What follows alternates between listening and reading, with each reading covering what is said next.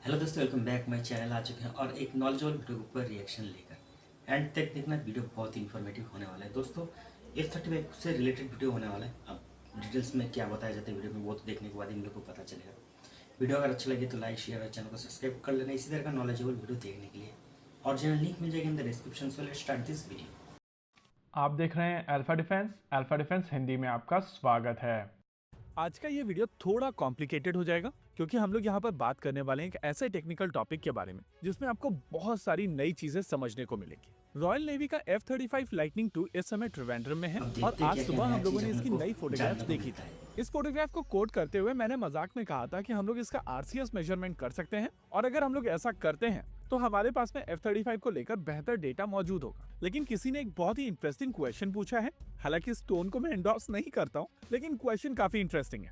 इनका कहना है कि F-35 का RCS मेजरमेंट करने के लिए इस एयरक्राफ्ट को एनेचोइक चैम्बर के अंदर ले जाना पड़ेगा और तब कहीं जाकर हम लोग इसका RCS समझ पाएंगे। नॉर्मल सर्कमस्टेंसेस में ये टेक बिल्कुल सही है, लेकिन अगर आप टेक्निकल डिटेल्स में जाएंगे तो आपको समझ में आएगा कि पॉसिबिलिटीज एंडलेस हैं। सबसे पहले समझिए कि एक एनेचोइक चैम्बर होता क्या है। अभी आप अपनी स्क्रीन के ऊपर एक सैंपल एनेचोइक चैम्बर को देख रहे हैं और आमतौर पर जब रेडियो फ्रीक्वेंसीज को स्टडी किया जाता है तो इस तरीके के चैम्बर का प्रयोग किया जाता है। रूम के चारों तरफ आपको एक स्पेशल तरीके की टाइल दिखाई दे रही होगी जहां पर ये छोटे तो छोटे वैसे पता पिरामिड नहीं शेप के शेप्स हैं और ये शेप आमतौर पर आ रही रेडियो फ्रीक्वेंसीज को अब्सॉर्ब कर लेते हैं। यानी कि इस कमरे के अंदर अगर आप किसी सोर्स से रेडियो फ्रीक्वेंसी एमिट कर रहे हैं तो वो दीवार पे टकराकर वापस नहीं आएगी बल्कि अब्सॉर्ब कर ली जाएगी। यानी कि इस कमरे के अंदर किसी भी तरीके का सेकेंडरी रिफ्लेक्शन नहीं होगा और आप जिस चीज को स्टडी कर रहे हैं केवल वही चीज वहां पर मौजूद होगी। लेकिन इसका मतलब ये नहीं है कि टारमैक के ऊपर खड़े हुए F-35 लाइटनिंग 2B का हम लोग RCS मेजर नहीं कर सकते। सबसे पहले यहाँ पर आपको 3 परेशानियों को समझना पड़ेगा। अगर टारमैक के ऊपर खड़े हुए एयरक्राफ्ट की आप RCS मेजर करने की कोशिश करेंगे तो रेडार वेव बैकग्राउंड में टकराकर वापस आएंगी और ये जो रिफ्लेक्शन क्रिएट होगा वो आपके मेजरमेंट प्रोसेस की एक्यूरेसी को कम कर देगा। दूसरी चीज, 2 दिन पहले हम लोगों ने बात की थी कि F-35 लाइटनिंग 2 आमतौर पर एक ल्यूमबर्ग लेंस को कैरी करता है और इस लेंस के कॉर्नर के ऊपर एक रिफ्लेक्टर लगा हुआ होता है जो आ रही तरंगों को वापस रिफ्लेक्ट कर देता है, जिससे सडनली आपको इस एयरक्राफ्ट का RCS अच्छा बड़ा दिखाई तो देता ये है। बात ये है। प्रैक्टिस आमतौर पर इसके RCS डेटा को छुपाने के लिए की जाती है और ये आपकी दूसरी परेशानी होगी। तीसरी परेशानी की अगर आप बात करेंगे तो ना ही ये एयरक्राफ्ट रनिंग है और ना ही ये एयरक्राफ्ट पूरी तरीके से स्टेल्थ मोड में है। आप इस एयरक्राफ्ट के ऊपर एशरैम मिसाइल सिस्टम को देख सकते हैं जो इंटरनल वेपन्स बे के बाहर माउंट की गई है। अब जब आपको ये प्रॉब्लम समझ में आ चुकी है तो आइए समझते हैं कि भारत को एग्जैक्टली यहाँ पर करना क्या पड़ेगा।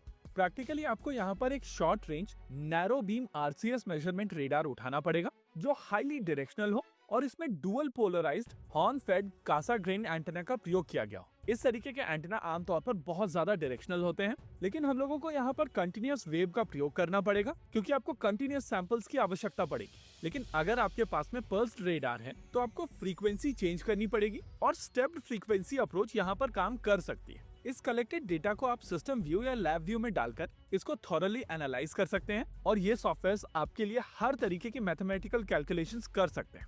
इसके अलावा ये सॉफ्टवेयर इन्वायरमेंटल स्कैटर जो पीछे से निकल कर आता है उसको काफी हद तक सप्रेस कर सकते हैं, लेकिन चीजें यहीं पर कंप्लीट नहीं होती। जब एस मीटर्स और बैक स्कैटर कोफिशिएंट को मेजर कर लेंगे तो पूरी पिक्चर बनाने के लिए आपको एक्सट्रापोलेशन की आवश्यकता पड़ेगी और एक्सट्रापोलेशन के लिए मेरा चॉइस ऑफ सॉफ्टवेयर रेमकॉम XFDTD होगा। वैसे अगर आप अल्टायर यूज करते हैं तो वो भी यहाँ पर यूज किया जा सकता है, जस्ट दैट मैं रेमकॉम के साथ में ज्यादा कंफर्टेबल हूँ। प्रैक्टिकली यहाँ पर approach near field far field transformation वाली होगी और इंजीनियरिंग मैथ्स वाले याद करेंगे कि उनके फास्ट फोरियर ट्रांसफॉर्म एग्जैक्टली इसी तरीके की एप्लीकेशंस में यूज किए जाते हैं। अब जब यहाँ पर आपके पास में एक रफ पिक्चर मौजूद है तो आप इस डेटा को नॉर्मलाइज करेंगे रेफरेंस पॉइंट पर, प्रैक्टिकली मैटलैब यूज करके।